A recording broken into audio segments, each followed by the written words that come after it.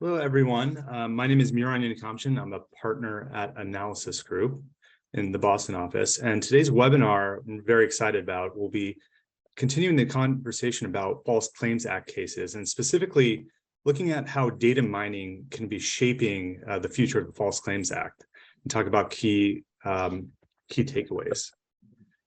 And before we get started, just trying to advance the slide, just a few housekeeping things in terms of the webinar. So currently all the attendees are in view only mode, and so can't talk directly to us. So if you want to ask us a question, please click on the Q&A feature and submit your question. We'll do our best to monitor that, and if the time is appropriate, we will I could follow up with a question to the panel. But otherwise, we'll be planning to take some Q&A at the end of the initial conversation. And if you're experiencing any technical difficulties, please submit the concern via the chat, and we have somebody standing by to take care of that. And this webinar is being recorded and is going to be posted on the Analysis Group website in the future. And to get things started, I was just going to ask our panelists to introduce themselves and just make a statement of disclosure. So we could start with Paul Kalb. Good afternoon, everyone. I'm Paul Kalb at Sidley Austin. I am a physician and internist by training and a lawyer by avocation. I've been here at Sidley for 30 plus years. For many of those years, until recently, I headed the firm's healthcare and food and drug practice and co-founded our global life sciences group. My own practice involves defending both healthcare providers and drug and device manufacturers and government investigations. That work spawned a related practice in providing compliance advice of various sorts to both providers and to manufacturers. And I also counsel investors, private equity investors who are interested in placing their money at risk in both the healthcare and life sciences sector. Great to be with you today. Thank you. And next up, let's go with Paul Sterrett. Yeah, thank you. My name is Paul Sterrett. I am founder of Privacy Labs and Sterrett Law. I'm more of a technologist, I would say, than a lawyer. My legal background is more to supplement what I do in technology. My primary focus is on machine learning compliance technologies, and similar things. I was the chair of the American Bar Association's Big Data Committee from its inception in 2013 to 2020, which is where I met Miran. And I think that about does it for that. Again, my views are solely those of my own, they're mine alone, and don't necessarily reflect the views of the Analysis Group or Privacy Labs. Thank you. My apologies, I should have known. And then Amol, if you would like to introduce yourself. Sure. Hi, everyone. Great to be here. My name is Amol Navathe. I'm a general internist physician. I still practice on a part-time basis, and I'm a health economist, PhD trained. I wear a few other hats as well. I'm the vice chairman of MedPAC, which is the Medicare Payment Advisory Commission. It's a nonpartisan agency of the U.S. Congress that advises the U.S. Congress and the Department of Health and Human Services on Medicare payment policy. I'm also the founding editor-in-chief of the journal Healthcare, which is the Journal of Delivery Science and Innovation. And I'm the co-founder of a healthcare technology company named Embedded Healthcare, which is now Clarify Health. My areas of expertise, so my research group and the other work that I do in the public and the private sector really focuses heavily on healthcare payment model design and evaluation, the relationship between health insurance and payers and healthcare providers like hospitals and physician groups, dialysis providers and the like. I also do a lot of work in applications of statistical and machine learning, particularly to clinical decision-making and detecting signals amongst those health data around the different types of practices, efficiency, fraud, et cetera, in healthcare. And I will mention here also that these opinions are my own, not on behalf of any client. I should also mention that I am speaking for myself and not speaking on behalf or for MedPAC. Thank you. Great. Thanks, everyone. And I'm excited about this panel because I think all of our panelists, they have they wear multiple hats. So Paul Kalb is the doctor and the lawyer. Paul Sterrett is the lawyer and the data scientist, and Amol is the doctor and economist. So there's lots of different opinions and different ways that this issue will touch them and the types of insight they'll offer. And so we could get started, and just to level set everyone on the webinar is that we're talking about data mining. And so the US Department of Justice has for years just relied on whistleblowers and insiders to bring forward allegations against companies under the False Claims Act. Recently, the Department of Justice has acknowledged that they're going to be using sophisticated analyses and the data that they have in-house to identify trends and extreme outliers that can be used to bring forward some investigations. And I think some recent data supports this, that that these trends are real and the future could be heavily driven by data analytics. So the overarching goal of our panel, which we'll break into two parts, is one, is what is the government doing with the data analytics? How is that affecting things today? And two is what can be done in-house to assess the risk of investigations. And so, because companies have lots of data in-house, and so we'll talk about what are some approaches they could take. To start things off, I'm gonna turn it over to Paul Kalb, and hoping that you can give us some little bit of background on the historic FCA landscape and how the DOJ has indicated that it might use these data analytics. Yeah, sure, Miron. Let me pick up on the point that you made a moment ago, that historically, virtually all False Claims Act actions, the False Claims Act, of course, being the principal legal device by which civil frauds are prosecuted in the healthcare sector, virtually all False Claims Act cases were driven by whistleblowers. Very, very few were directly initiated by the Department of Justice. And there was a very simple reason for that, which is that whistleblowers were insiders.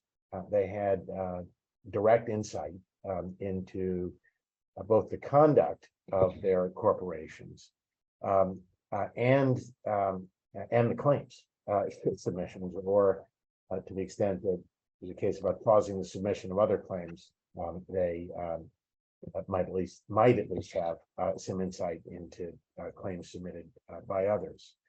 But that's changing with the ability of outsiders, whether it's the government or other private parties, to evaluate data.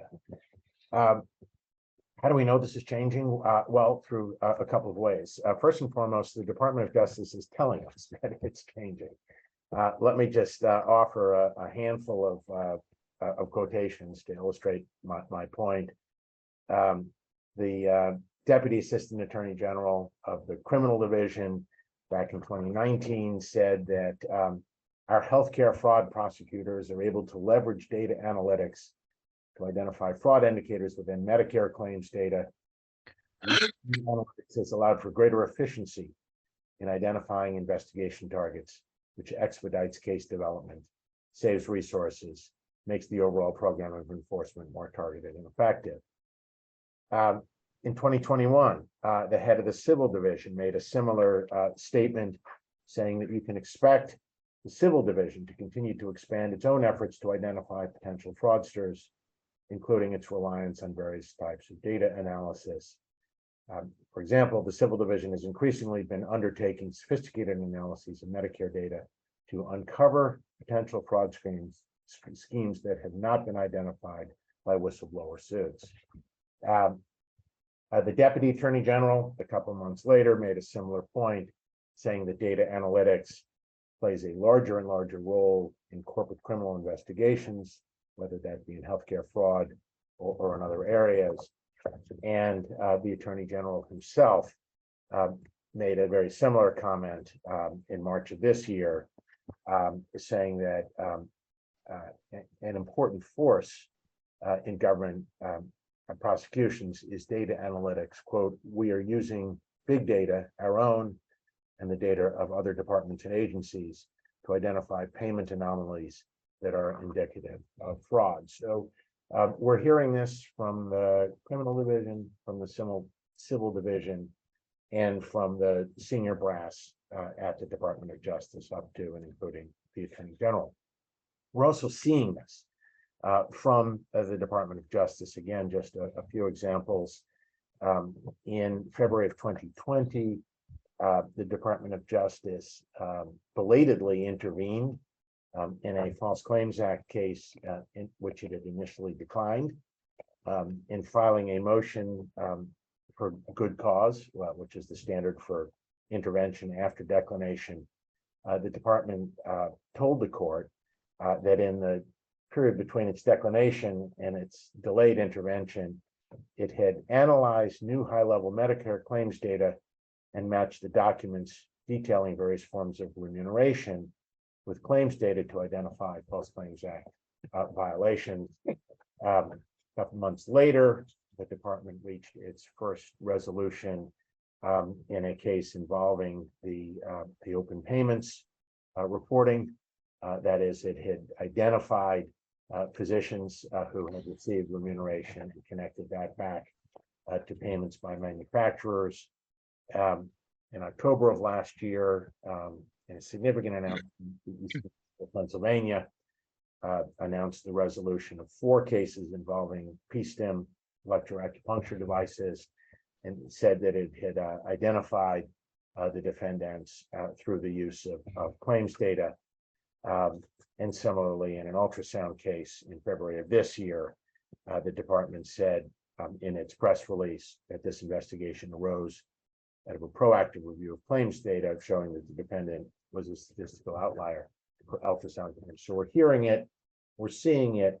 And Miran, if you wouldn't mind just throwing up the one slide we have, we are also seeing this in a big picture way. What you see here are False Claims Act filings by year, starting in 1987 and through last year.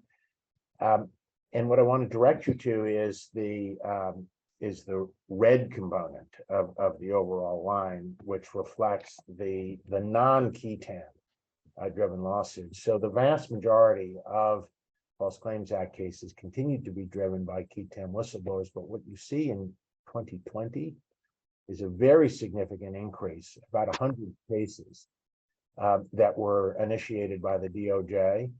And then in 2021, you see, generally speaking, a continuation of that trend. So in 2020 and 21, we've seen not only an absolute, significant absolute increase in the number of DOJ filed claims.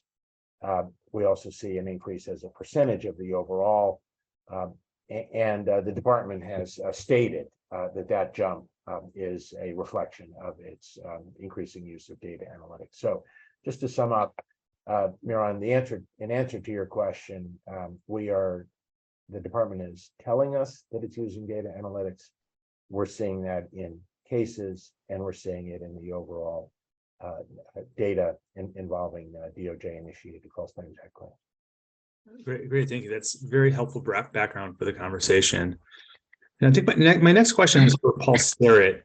And we talk about the government has a lot of data, and they're using statistics and analyses. What are the types of things you think they're doing? What are the methods that, from a fraud investigator's point of view? I think that they have a very strong focus on inclusion.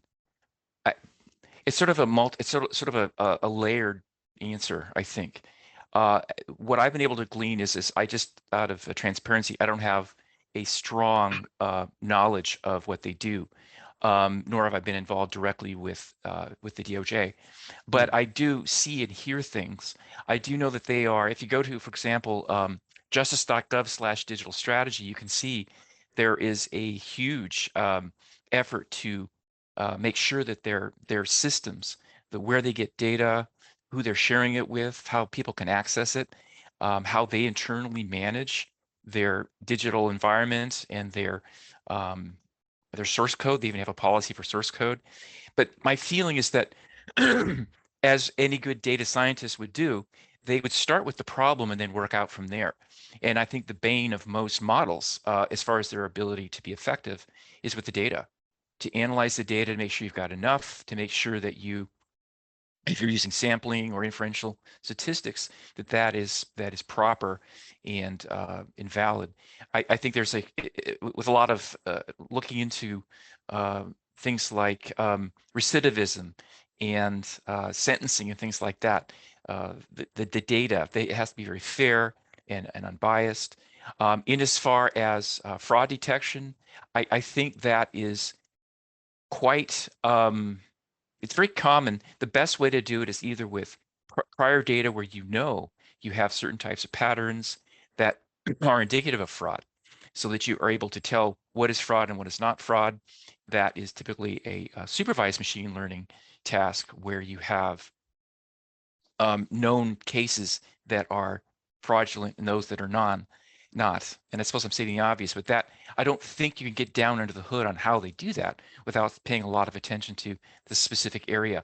And I think that some of my colleagues here on the panel could maybe get into that a little bit more. The other way of doing it is by way of a unsupervised method wherein you are looking for outliers. So you use things like association learning, association rules, excuse me, where you use machine learning to find what's normal and try and get that get a guardrail on that. Anything outside of that's anomalous and is a good place to look for fraud and other, perhaps errors and things like that. I don't think there's any particular way that they would force a specific type of approach. Look at the data first, look at the problem you're trying to solve, and grow it out from there and use either supervised or unsupervised machine learning. Deep learning, which is not transparent, by the way. There's a big issue with ethics and deep learning and decision tree ensemble methods that are black box. You don't know how they work. So it makes it difficult to say, when you were pursuing a fraud case, were you spending too much time on one person over another based on some bias towards racial background or ethnicity or age group or what have you. So I think the attention is more on that than necessarily on a certain type of machine learning model. Simple ones like regression or vector classifiers, things like that, are easily understood but not as accurate and powerful. So I think that's kind of what I think is a good high-level answer to what you said, but I'm happy to, if there's clarification. Yeah. Go ahead, Mo. I was actually going to ask you a question. Okay, I was just going to comment just briefly. So I think Paul did a very nice job of talking about some of the core underlying methods, and I think nice the way that he framed up supervised machine learning and versus unsupervised, which are kind of two general classes of methods. But I think the important piece to think about here is that we hear in every sector there's obviously a great availability of data now, and that data can be merged across different sectors in various ways. And I think certainly the federal government has access to much of this type of data. And I think what's really powerful about these methods is if you think about pattern recognition, this is where machine learning models are particularly powerful. So if we think about a particular pattern that was revealed to be fraud previously, and we utilize our data to basically look at the sum pattern of relationships, now the government, any entity really, can just look and screen for that pattern at broad scale and identify these trends and patterns. And that's where its power really in some sense comes from and can be applied as kind of, you can almost think of it as like a screening tool, right? You're going to screen for a lot of potential opportunities and then winnow down with a deeper approach subsequent to that. But from a fraud detection perspective, I would say, including hats that I've worn in the federal government, we're seeing movement in that direction as a way to try to cull potential areas of fraud and then use existing patterns as a way to look for that in some sort of methodological fashion at scale. And well, oh, sorry. Just real quickly, I just want to say, I think you raise a great point. I think human intervention is still very key, both at the development of the model, but also the results that come out. I think we're still at a stage where there has to be strong human intervention rather than just relying on the machine learning. That's all I had to say. Thank you. Yeah, I mean, along those lines, I think there's a lot of power that can come with these models, right? You can build these machine learning models to identify patterns, both supervised or unsupervised. Amol, I was wondering if you could talk about some of the limitations of that. So you spoke about the benefits. What's the flip side of that?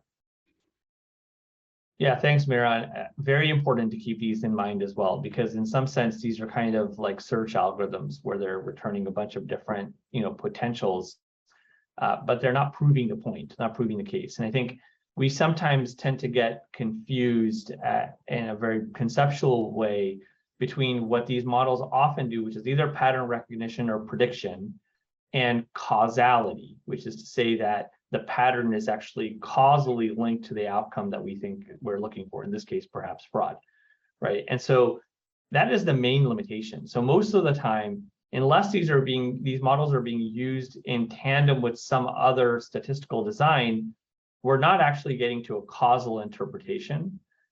And we are always vulnerable to two things. I think it's really important. I certainly see it in the clinical domain a lot, which is we are vulnerable to what the data generating process is. So a lot of times there are factors that are not necessarily observed to us in the data that are actually resulting in a particular data pattern. So I'll give you an example from my world on the clinical side, which is oftentimes an algorithm will see a test result and then link that test result within some sort of outcome. But whether or not the algorithm sees the test in the first place, the test result, is related to the human physician or clinician judgment to decide to order that test or not. And that is really fundamentally important to a limitation of the algorithm, because the algorithm doesn't know that unless there's a human modulating that piece. So that's one really important point, which is these algorithms can very much be vulnerable to the vagaries, if you will, of the data generating process. The second point that I'll make is that oftentimes we're using these algorithms to identify fraud or identify abnormal patterns that are in the data, but that's not necessarily capturing the human element of fraud, right? So there could be human elements, again, so I mentioned sort of the data generating process, but there could be just outright fraud from a human perspective. And those algorithms are not going to know whether that's happening or not. And so you could generate a very reasonable pattern that is in fact entirely fraudulent.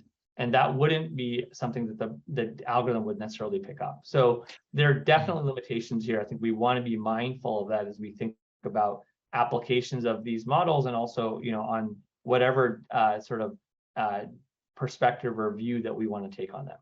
Can I tail off that real quick, Miran? Sure.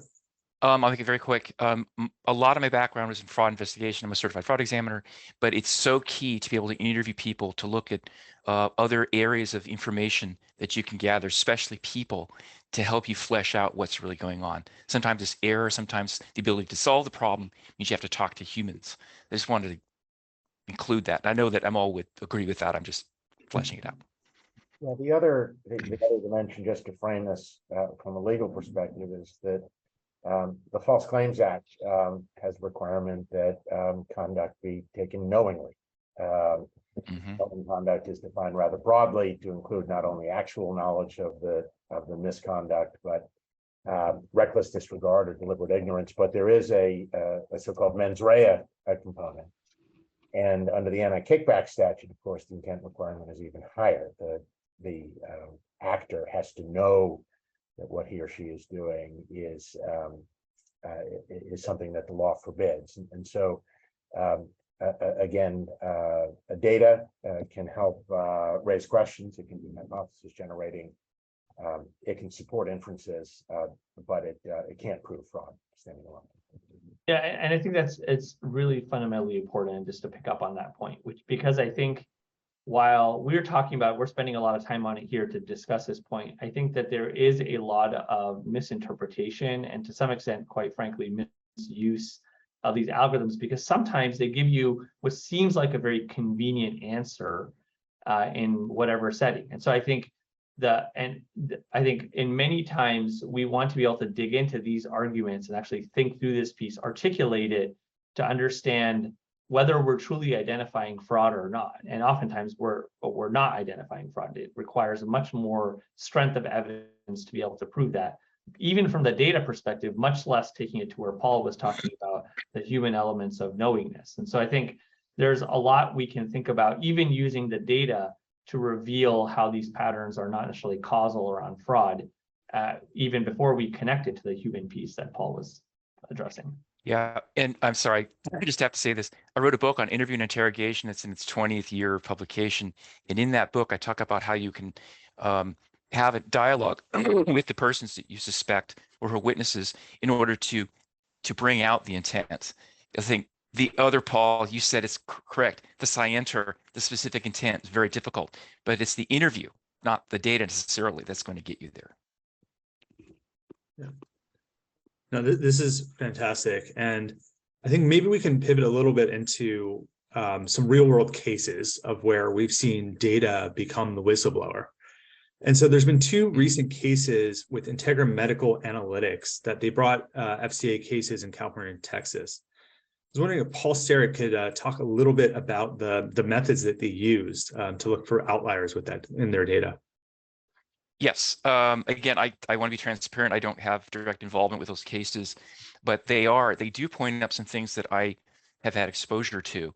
I just, so the audience knows, Integra used publicly available data to find statistical anomalies that pointed out what could only be, according to them, attributed to fraud or to malfeasance.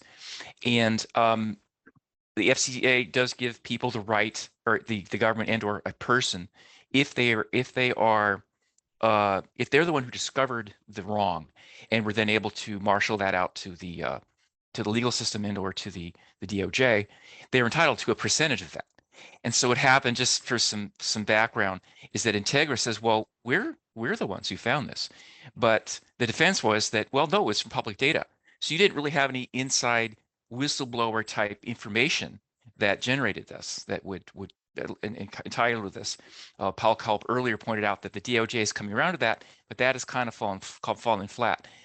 What I do know is that the methods, I can paste into the chat, by the way, a court decision that went into this. It really, without getting under the hood too much, it was really just very simple statistics. There's certain things that only happen in, say, 1 in 100,000 times. The probability that the billing approach that they used, and this is something that the clinicians here and the practitioners we speak to much more directly, that was so anomalous that it could only be fraud, and that's what they premised their suit on. I can paste in that decision if you'd like. I'd have to work my way around my environment here to get that done. But I think that it points up an adage that I've always looked at, is which don't do anything more than you have to. Don't get cute with machine learning. Start with simple things first.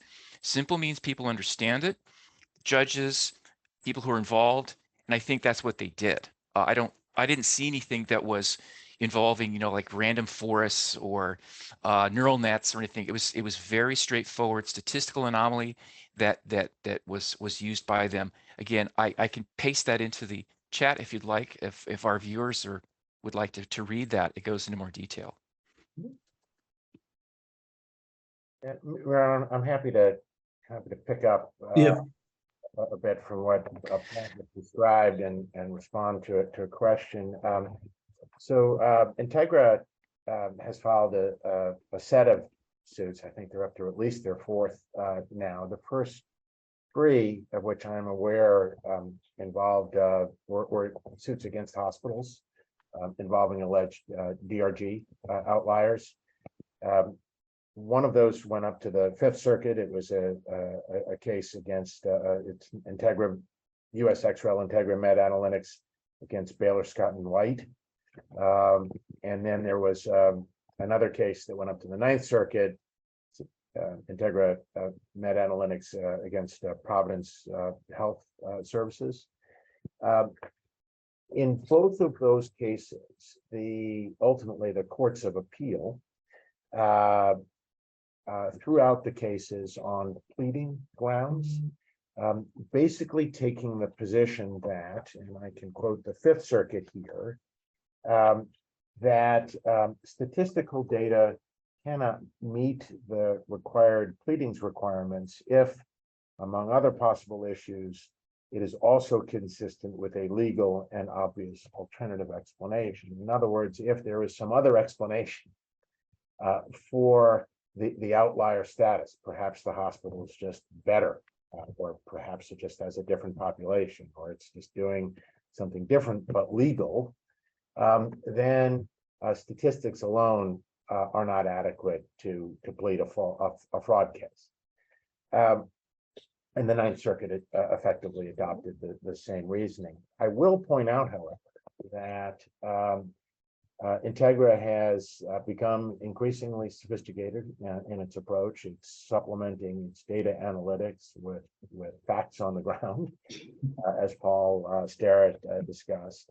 And last year, for the first time, the Department of Justice intervened in an Integra-driven lawsuit. That one was a nursing home case involving RUGs outliers. Don't know where that case stands right now, or where it will go, but the decision by the Department of Justice to intervene is obviously significant development. It tends to intervene in cases which it feels strongly about. And so I'm sure we've not seen the last of Integra meta-analytics or efforts by others to drive false claims actions through the analysis of public data. Yeah, I'm sorry, just real quick. I put a link to the case. You scroll down to what is page 5. If you look in the left margin, their numbers. You look down between, I think it starts in page 6, is the analysis that they offered. And we don't have to segue. We don't have to digress on that. I just wanted to let people know that's where that was.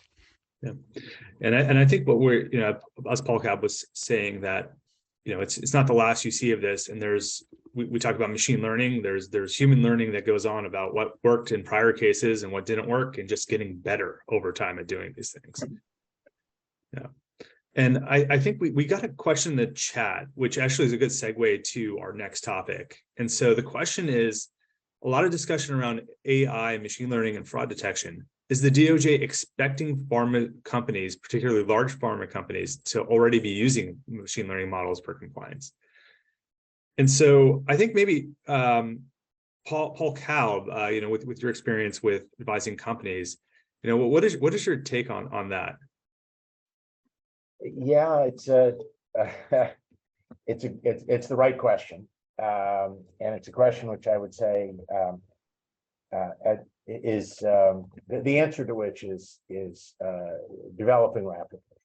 And let me start with what the Justice Department has said about that. It's said in its 2020 evaluation of corporate compliance program guidance, that is the guidance it issues to companies about how it evaluates the effectiveness of corporate compliance programs, that one of the key issues is whether the compliance program is well designed.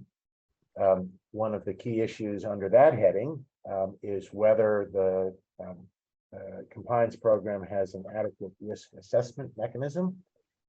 And one of the key questions there, and I quote, is what methodology has the company used to identify, analyze, and address the particular risks it faces?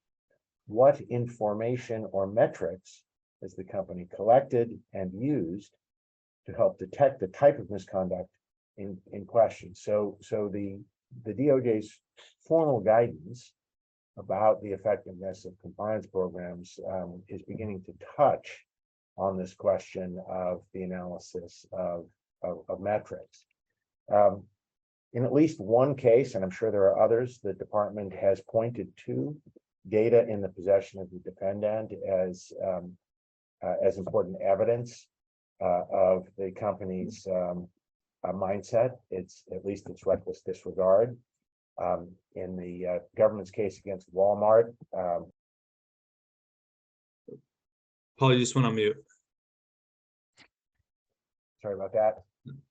In the government's case against Walmart for the illegal distribution of opioids, the government pointed specifically to the quote wealth of dispensing information that was in Walmart's possession at the time, arguing that Walmart had an obligation to evaluate the information in its possession. So what does this mean for drug companies or others? I think the answer is that there's no single answer. an effective compliance program. The effectiveness of a compliance program depends on the size of the company, the sophistication of the company, and the like. Having said all of that, for particularly larger, more sophisticated companies, I think it behooves them to take a hard look at the data that's in their possession and look for outliers. Drug companies have in their possession information about what their own people are doing, call patterns. They have information about payments that they've made to clinicians, and they have information at a minimum, generally speaking, about prescription patterns. And I think it does make sense to look for outliers, to look for connections. Again, not to prove misconduct, but rather to raise questions and to evaluate. And I think along those lines, we can double click a little bit on that, the data point of your statements. I was wondering if Amol, you could speak a little bit about what types of data, are available to a company, both public and in-house.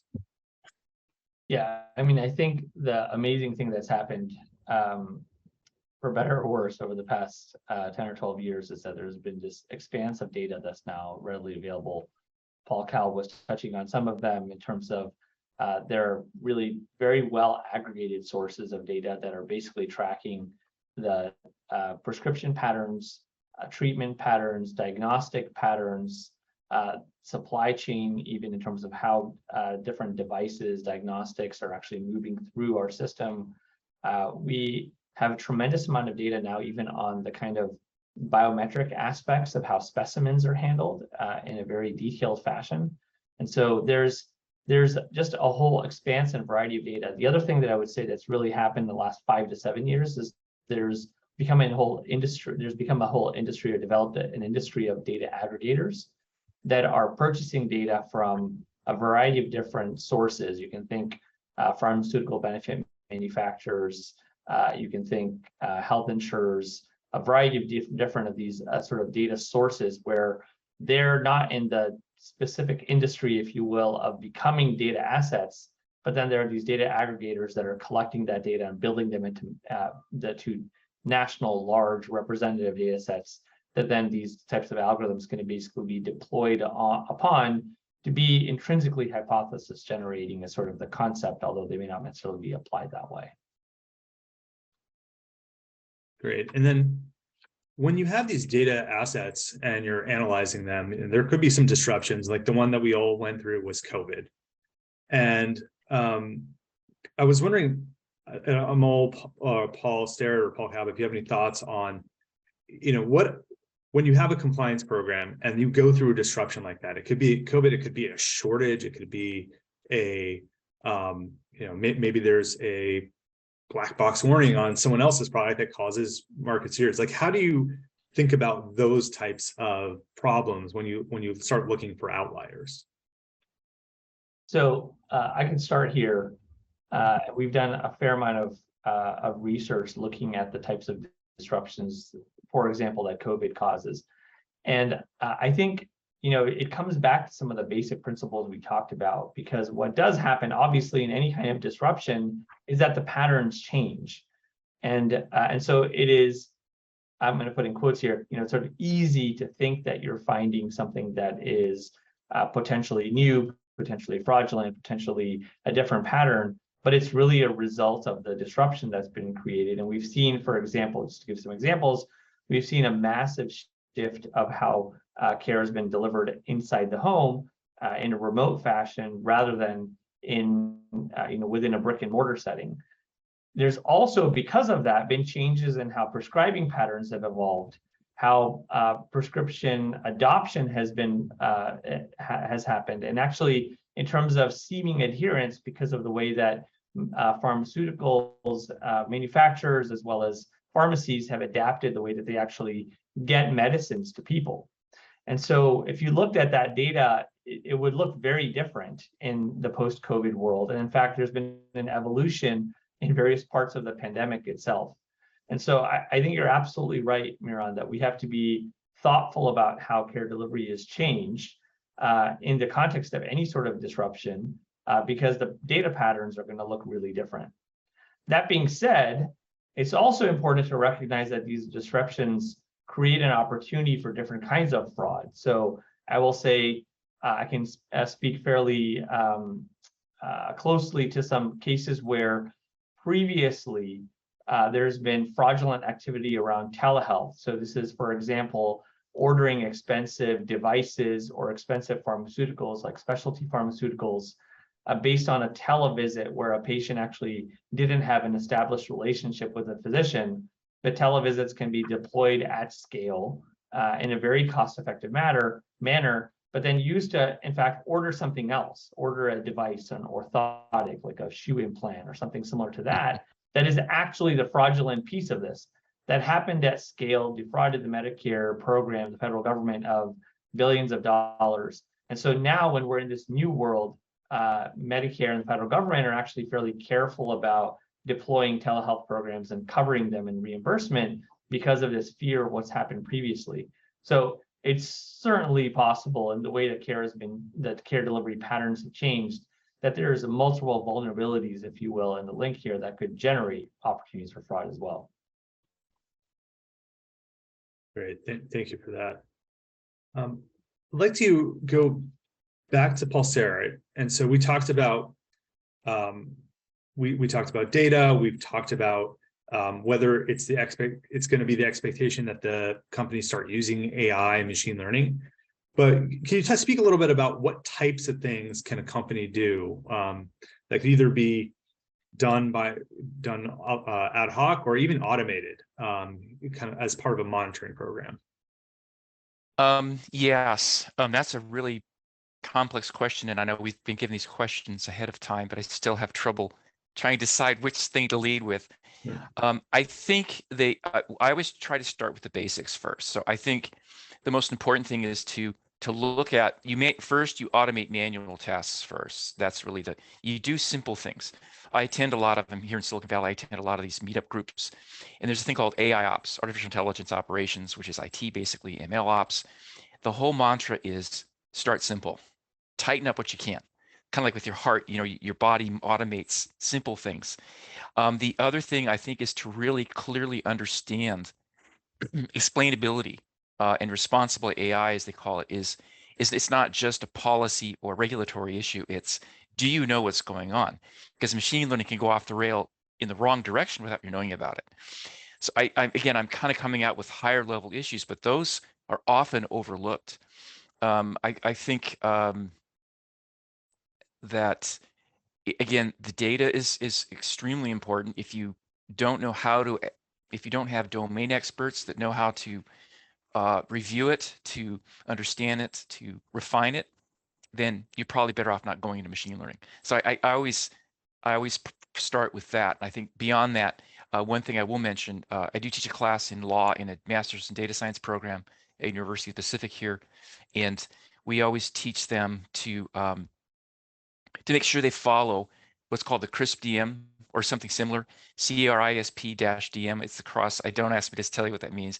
If you Google it, it'll come up, but it walks you through. When I went through my master's program in data science, all my assignments had to follow that path. So you start with a business understanding, and there's 6 steps. I won't get into it because I want to leave room for other questions. But I think those are fundamental, and anything beyond that is going to fall short. Is a downstream issues that will fail if the upstream issues are not directly, adhered to. Yeah. So let's take like a hypothetical right now that a company has a machine learning model that's going to flag potential patterns for concern. Lo and behold, something comes up and it says, okay, there's these 15 doctors, like there's something going on, right? The machine learning model tells you that. I was wondering, Paul Kalb, like, what are, from your mind, like, what would a well-intentioned company do if you do have these models that are flagging things? Yeah, I mean, I think you do the same things that you do with an ordinary whistleblower complaint. Yeah. You have to take it. You have to acknowledge it. You have to take it seriously, and you have to look into it. And to the point that both Paul and Amal have been making, data are suggested, but they are subject to inherent limitations. They don't prove causation, but they may be indicative of a problem. And so I think any responsible compliance program would need to take a hard look at whatever the information is, understand the data source, understand what's going on, talk to the people responsible, and then make a judgment based on that investigation as to what to do. Yeah, and with these models, there could be false positives and false negatives with any model. And if you have a model that gives you too many false positives, you're going to the boy who cries wolf. If it's too many false negatives, you're going to say, what is the value of this model? Amol and Paul, Sarah, I think, what are your thoughts of having worked with these models? Like, how do you think about balance? That if you're trying to identify fraud, where do you balance these types of issues? Yeah, so I think it's a great question, because I think oftentimes in designing a model, there are inherent trade-offs. So it's almost impossible to make, or I'm happy to go on the record and say it's impossible to make a perfect model, right? That achieves every objective. And so oftentimes, if I apply this, for example, in a clinical context, so let's take an example. If we're doing cancer screening, right, and we're training a model to actually try to screen people for something. This could be screen data for fraud. Oftentimes, what we're really caring about, in fact, is that the false negative rate is not too low, right? So what we want to know is that we're not missing cases that could be cases. This is the screening application. That's different than a confirmatory application, right? Where we want to know that if we got a positive, it's a real positive, right? So this is different in application. And so oftentimes when we think about detection, we tend to think about it more as leaning towards screening, the way I'm thinking about screening, in the sense that you want to try to sweep in whatever you can, whatever potentially could look like fraud. And this leads us to be overly zealous sometimes, right, in some sense, because we're seeing a lot of these positives. And that is just the framing of how most of these algorithms are then trained. You're absolutely right, Miran, that there's a counterbalance here, which is we don't want to go into the boy who cried wolf problem.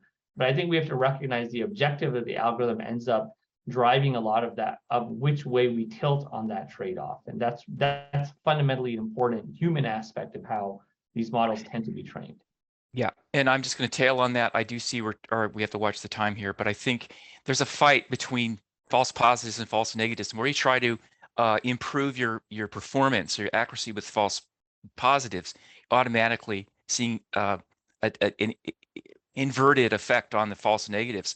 So it's the idea how important in most, like in banking, it's financial services where I have more background, they are inundated with false positives. They spend so much time fighting those that they can't spend time looking into what they have to. So you have to look at the underlying issue. Are false negatives, which is to say you're missing things you should catch, is that so important that you're just going to deal with the false positives that come by way of accommodating the false negatives? I hope that's making some sense. There's a thing called an F1 score that kind of helps you balance that and take into things like class and balance.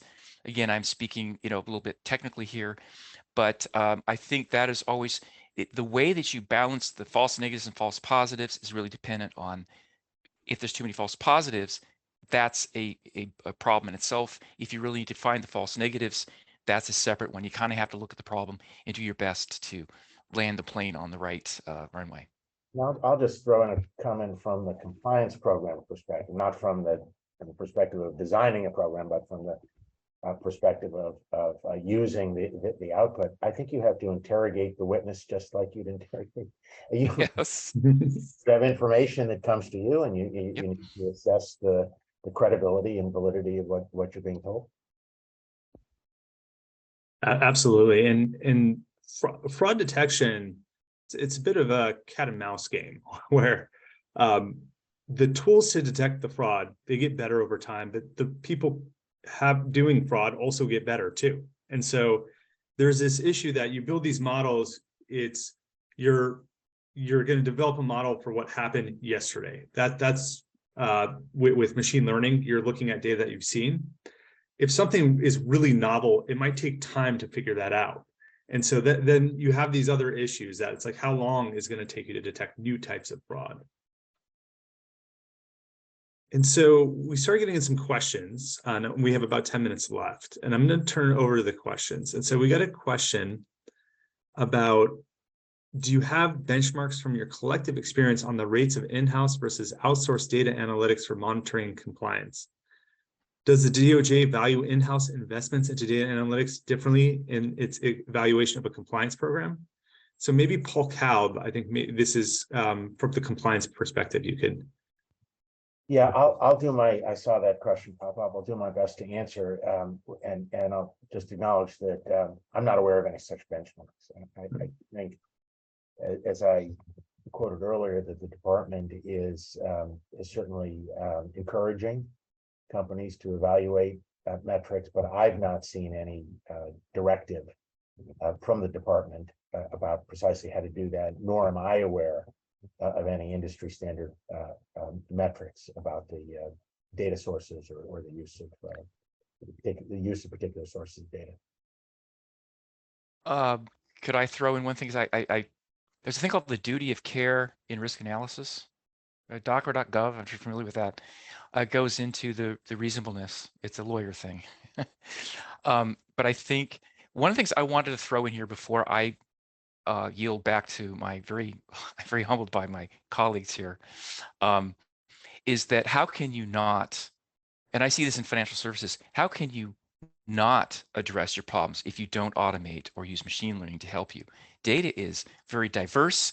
It's moving at 1,000 miles an hour, and there's a lot of it. So how do you herd those cats? It's like a beehive. What do? You have to use automation and machine learning. So I think the question isn't, why aren't you using it? I wanted to throw that out there as a general idea. No, that's a great point. So we'll give another minute if there's any other questions. So go ahead, Paul. I just want to pick up on that and emphasize a point that I made earlier about the fact that compliance programs, really have to be bespoke. There's no one size fits all, but I do think that the company should be thinking about these issues against the backdrop of two different questions, two related questions, but different questions. One is, what are they expected to do? And this goes back to the notion that knowledge is defined as reckless disregard or deliberate ignorance. So there's a certain baseline level of expectation that the government has about how companies think about their own think about and use the information that they have. I think a second piece of this is the discretionary piece. That is, to what extent do companies want to get ahead or stay abreast of or get ahead of others in the universe who may have access to the same data they have? To me, that's a bit of a different question, but I think all compliance officers, all compliance programs really need to think about what are we expected to do and what should we do. That's well said. So we don't have any more questions. I can give another 30 seconds, but what I'll do now is, this concludes our panel for the key takeaways of the data mining with False Claims Act cases. And our next webinar series for Analysis Group is an economic loss and arguments and class actions that will be on December 14th, 2022. So this is the save the date, and we'll be sending out email and reminders soon. I'd like to thank our panelists, Paul Kalb, Amol Navate, and Paul Sterrett for their time with this panel. And I thought the conversation was fantastic. Lots of things to think about what all of that can go well with data analytics and compliance. And the machine learning and AI seems to be on top of everyone's mind. But thank you for your time, and yeah, I think everyone enjoy the rest of your day. Thank you. Thank you.